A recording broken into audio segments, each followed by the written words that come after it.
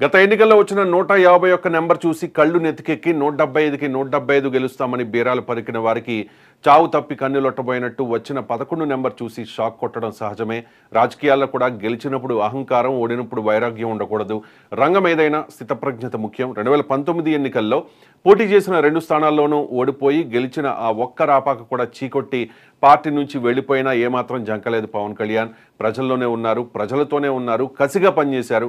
YCP నాయకులు మానసికంగా హింసిస్తున్న, వ్యక్తిగత వ్యవహారాల్లోకి దూరి కెలుకుతున్న ఓపికగా భరించారు, అనుకున్నది సాధించారు. కానీ వైఎస్ఆర్ కాంగ్రెస్ పార్టీ ఘోర ఓటమి తర్వాత జగన్ వైరాగ్యంతో మాట్లాడిన మాటలు ఇప్పుడు బయటకు వస్తూ ఉన్నాయి. ఎన్నికల ఫలితాల తర్వాత గత వారం వైఎస్ఆర్ కాంగ్రెస్ పార్టీ నేతలతో మాజీ సీఎం జగన్మోహన్ రెడ్డి సమావేశమయ్యారు.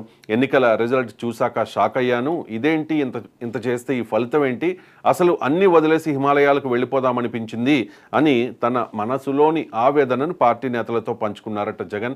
ఆ మాటలు విని కొందరు బాధపడితే మరికొందరు లోపలే నవ్వుకున్నారట. నాయకుడు అన్నవాడి ప్రతికూల పరిస్థితుల్లో కూడా క్యాడర్కు భరోసా ఇవ్వాలి, అండగా నిలబడాలి. కానీ తమ అధినేత జగన్ నుంచి అస్త్ర సన్యాసం చేసేలా వచ్చిన ఆ వైరాగ్యపు మాటలు వైఎస్ఆర్ కాంగ్రెస్ పార్టీ నేతలను కూడా అయోమయానికి గురి చేస్తూ ఉన్నాయి. ఇంతకీ నిజంగా జగన్కి రాజకీయ వైరాగ్యం వచ్చిందా? వైఎస్ఆర్ కాంగ్రెస్ పార్టీకి రాజకీయ భవిష్యత్తు ఉందా? ఈ అంశంపై మాట్లాడడానికి జనసేన పార్టీ అధికార ప్రతినిధి వీరమహిళ రాయపాటి అరుణ్ గారు మనతో జాయిన్ అయ్యారు. అరుణ్ గారు నమస్కారం. ఫలితాలు వచ్చి ఇంకా నెల కూడా అవ్వలేదు, జగన్లో ఈ వైరాగ్యం ఏంటి? అంటే ఆయన ఆఫ్ ద రికార్డ్ ఆ పార్టీ నాయకులతో మాట్లాడినట్టుగా ఉన్న కొన్ని మాటలు ఇప్పుడిప్పుడు బయటకు వస్తూ ఉన్నాయి. ఎందుకు జగన్లో అంత వైరాగ్యం ఎందుకు వచ్చినట్టు? అధికారం ఉన్నప్పుడు కన్ను మిన్ను తెలియకుండా వ్యవహరించి ఈ రోజు అధికారం జారిపోగానే ఆయన పరిస్థితి ఏమైతే తెలియనటువంటి ఒక నిస్సహాయతలో ప్రస్తుతం జగన్ ఉన్నాడన్నమాట మాత్రం వాస్తవం అండి. 100%. ఓటమి గెలుపులను ఈక్వల్ గా తీసుకొని ప్రజల కోసం రాజకీయం చేయాలనుకున్న నాయకులకైతే ఓటమి అనేది ఒక మెట్టులాగా, అంటే నెక్స్ట్ గెలుపు చేరుకోవడానికి తన తప్పులు ఏంటని తెలుసుకోవడానికి ఒక ఎగ్జాంపుల్ లాగా ఉపయోగపడింది. కానీ ప్రజల కోసం ఆలోచించకుండా 5 ఏళ్ళు నేనే ముఖ్యమంత్రిని, 30 ఏళ్ళు నేనే ముఖ్యమంత్రిని, నేను చచ్చేదాకా నేనే ముఖ్యమంత్రిని అని ఒక నియంతలాగా ఆలోచించుకున్నటువంటి వ్యక్తికి వాళ్ళ అధికారం లేకపోవడం అనేది నిజంగానే ఆయన ఇంకా పిచ్చి పట్ల సంతోషం. హిమాలయాలకు వెళ్తానే అన్నాడు, రాను రాను పిచ్చి కూడా పట్టిద్ది. మందులు డోసు కూడా మార్చుకుని వాడుకోవాల్సిన పరిస్థితి అయితే ఏర్పడింది. ఇప్పటికే ఏదో ఒక రకమైన మందులు వాడతారంట ఆయన, అవి కూడా డోసు మార్చుకుని వాడుకోవాల్సిన సిచ్యువేషన్ కూడా రావచ్చు. కానీ ఈయన హిమాలయాలకు వెళ్ళి ఏం చేస్తాడు నాకు అర్థం కాలేదు. ఇప్పుడు జనరల్ గా అక్కడ భూములు ఉండవు ఆక్రమించడానికి, ఇసుక ఉండదు కొల్లగొట్టడానికి, అడవులు ఉండవు నరుక్కొని అమ్ముకోవడానికి. హిమాలయాలంటే సర్వసంగ పరిత్యాగులు వెళ్ళేది. అధికార దాహం, ధనదాహము, కుటుంబ బాంధవ్యాలు, డబ్బు మీద వ్యామోహము, ఇవి ఏమీ లేని వ్యక్తులు హిమాలయాలకు వెళ్ళేది. జగన్మోహన్ రెడ్డికి ఇప్పటి వరకు బంగ్లాల మీద వ్యామోహం పోలేదు, భూముల మీద వ్యామోహం పోలేదు, డబ్బు మీద వ్యామోహం పోలేదు. అధికార అహంకారంతో తలకెక్కినటువంటి అహంకారం ఇంకా కిందకి దిగలేదు.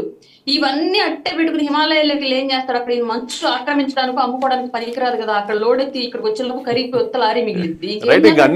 అన్ని వదిలేసుకుని అన్ని వదులుకుని ఇంకేం అవసరం లేదు అనుకుని ఇంకా డబ్బు అంటారా? మీకు తెలియదే ఉంది. రాయపాటి అరుణ్ గారు ఆయన సహజంగానే ఏమంటారు, గోల్డెన్ స్పూన్తో పుట్టిన వ్యక్తి జగన్మోహన్ రెడ్డి. ఆయనకు డబ్బు అవసరం లేదు, ఆయన అంత సంపాదించుకోవాలో అంతా సంపాదించుకున్నారు. తండ్రి ముఖ్యమంత్రిగా ఉన్నప్పుడు సంపాదించుకున్నారు, ఆయన ముఖ్యమంత్రిగా ఉన్నప్పుడు కూడా సంపాదించుకున్నారు. అందుకే కదా జనాలు ఈ రకమైన మ్యాండేట్ ఇచ్చారు.